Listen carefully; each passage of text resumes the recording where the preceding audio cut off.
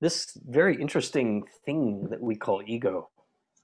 In some traditions, if you read some of the ancient texts around this thing called ego, we're actually encouraged to dissolve it, to make it go away, to kill it, if you will.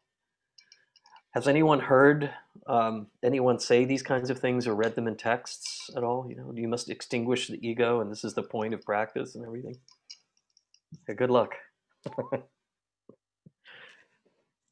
I was very lucky. My teacher, Leslie, said, no, it's not necessarily about that, but it's about transforming the ego.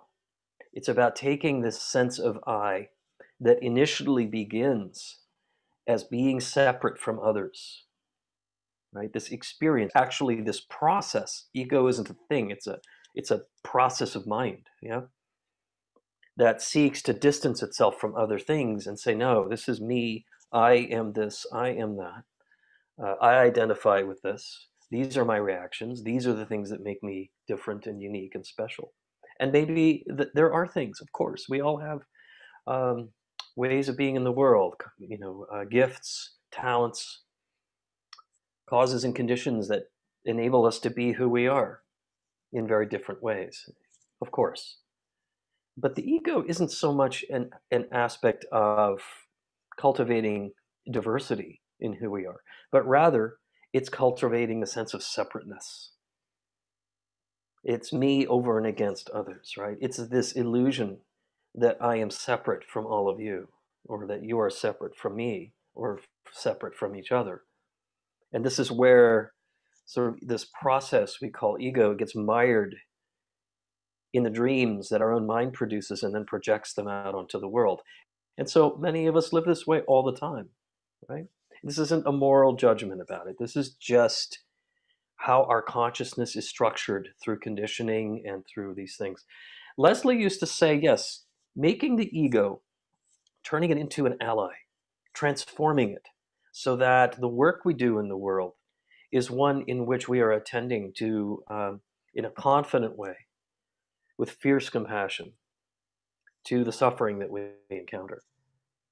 And she used to tell us that ego simply a structure of consciousness. It's a structure, and we need structure in this world, in these bodies, and functioning in practical ways. We need structure for our consciousness to function.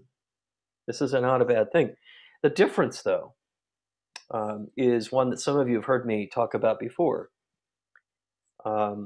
And the analogy here is when I moved to New England from California and from living in Germany for a little while, where the Lutheran churches are these magnificent sort of structures with these really rich stained glass windows. The stained glass windows are just have this deep, dark, rich images and colors and such. And the temple, the sanctuary of these churches, as beautiful as the windows are, tend to be a little darker. Yeah? And then I came to New England, and I experienced that so many of the churches here that have clear glass windows. And there was so much light coming in the windows. I thought, this is a church. You know, this is a church with all this light. You can see the difference between the stained glass images and the clear glass is often how I like to think of ego. Is that if you think about mind and you think about who you are, and that we're looking out at the world through these filters, through these sometimes beautiful images, these colored, sort of shining, luminous windows, and yet they're informing sort of how we are either, most of the time we can't see outside, but the light that comes in is really, is made very opulent, if you will, in some ways, and filled with images. The clear glass. This is like shining up, transforming the ego from these very sort of intensely colored images and luminous sort of inflow of light to clear glass.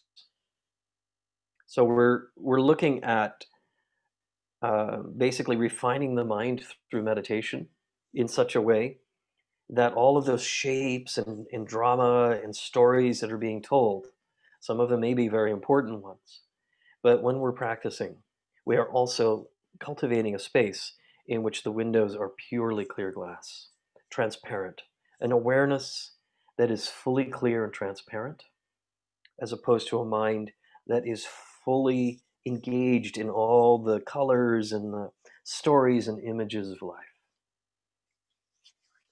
So often when we're practicing, we are encountering these aspects of what we call ego, this process of mind that wants and clings and grabs and is averse to so many other things and pushes away and such. We have so many of these preferences, these very kind of dualistic day-to-day kinds of ways of reacting and ways that we think about things, projecting images out onto the world, out into this sort of dreamscape. And so, by this process of practice, by refining the mind and convincing the ego that it's okay to be an ally on this practice, it's always going to be behind the curve when in our meditation. I'm not sure if this is okay to do. So, I'm going to give you all this stuff to think about, all this content to distract you, because this is us, right? We are this thing. We are this impulse, this dream, this daydream, these aversions and so on. So once the mind is stable, in many ways, what we're doing when we practice mindfulness is just bringing the mind into balance. The mind itself, the processes of our own consciousness. And then eventually the ego will settle. It'll be an ally in the practice. Now, what's interesting is that there are these things in clinical psychology that we call extinction bursts. Often you find these in people who have panic disorder, anxiety issues, where you're you may be fairly calm for a moment, but then the anxiety starts to peak. It starts to sort of starts to get turned up, like you're cooking boiling water, and the water starts getting really steamy and bubbly. And there's a point in extreme fear, as an example, anyway, where that fear will just go up and finally peak. And then on the other side, it comes down. You know? This is often on the other side of that, there is a releasing, there's a relaxing. And so what happens is we believe that the upswell of anxiety is more true than what is coming next, which is the sort of the calming, the releasing. Anybody who's had, I used to have anxiety when I was younger, in my 20s, early 30s, and I struggled with it for quite a while. This is exactly how it felt to me. And in the same way, when we're meditating, what I have realized through practice is that the ego itself is always giving us these little extinction bursts. That when we're sitting and we're quiet, and now this upwelling of content comes up from the bottom and seeks to grab our attention, or we get restless and antsy and it's hard to sit. The ego is bubbling. It's in the kitchen. It's cooking and boiling water on all the burners. Yeah. Until it hits a point where you have a deepening of your practice. And generally speaking, these extinction bursts of ego, in this case of ego, usually are an indicator that your practice may be about to settle more deeply. This is something that we don't often hear very often, but I found it to be absolutely true. So if you're saying and practicing mindfulness and you get all this sort of anxious, uneasy, stressful energy arising, see if you can just ride it past that extinction burst. The ego is throwing stuff up because it's going, hey, what's going on here? We're about to disappear. And then, boom, the next thing you know, you've ridden that crest of that wave and you're all of a sudden deepening and just landing in this deeper place of calm. So, trusting the process, the overall process, when things start to feel like they're heightening, come back into a deep, deep, full, rounded breath. Be in your body. Practice that stability and that presence within the body. The body itself is fine. There is nothing wrong in this moment here.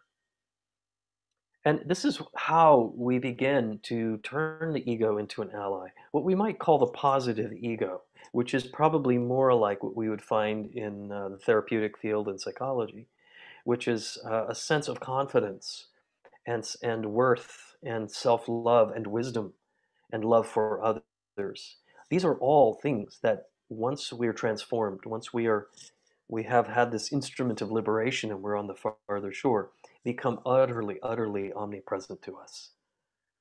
It doesn't mean ego is completely extinguished there, but it's different, it's transformed. Yeah. So if you ever feel this pressure to extinguish, quote unquote, the ego and struggle with it, if you're reading books or listening to talks, have some compassion for it, have some love for it, rather than getting swept up in the stories that it's telling you.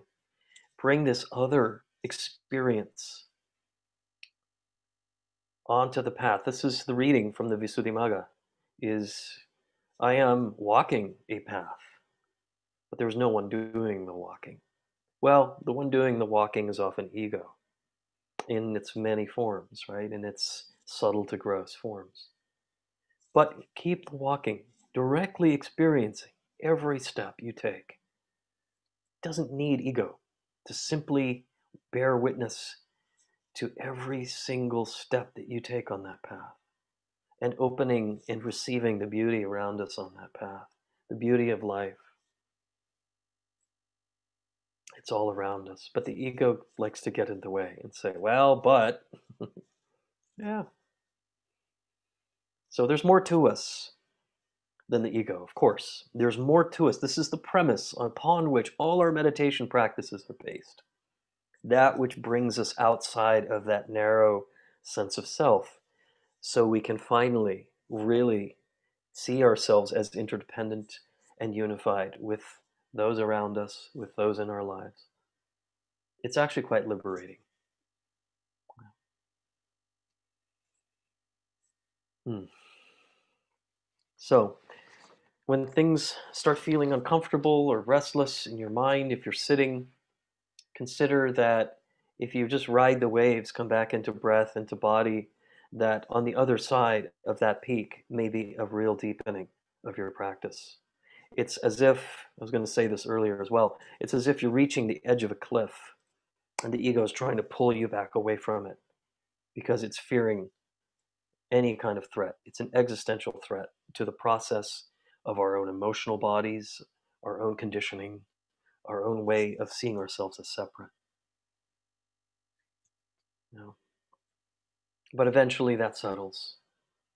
And the more tangible our own awareness, this own conscious awareness that we have, becomes apparent, the more the ego begins to balance itself out with what we're doing in the world, the structure we have to act, to respond, to acquire skillful uh, means of responding to suffering.